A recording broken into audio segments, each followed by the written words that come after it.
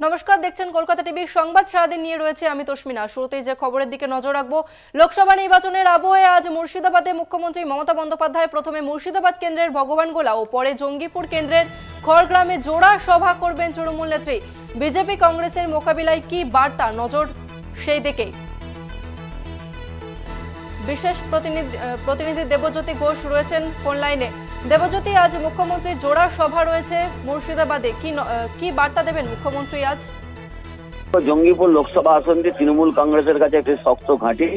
সেই জায়গা থেকে তৃণমূল নেত্রী মমতা বন্দ্যোপাধ্যায় আজকে জোড়া সভা করবেন জঙ্গিপুরে, যা অত্যন্ত রাজনৈতিকভাবে গুরুত্বপূর্ণ।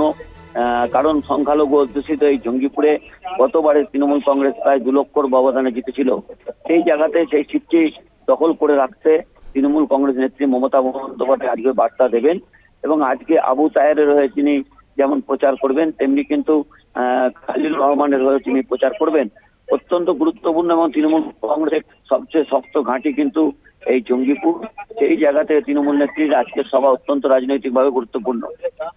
একদমই দেবজ্যোতি, ধন্যবাদ তোমাকে। আপনাদের আরো একবার জানিয়ে রাখি, লোকসভা নির্বাচনের আবহে আজ মুর্শিদাবাদে জোড়া সভা মুখ্যমন্ত্রী মমতা বন্দ্যোপাধ্যায়ের।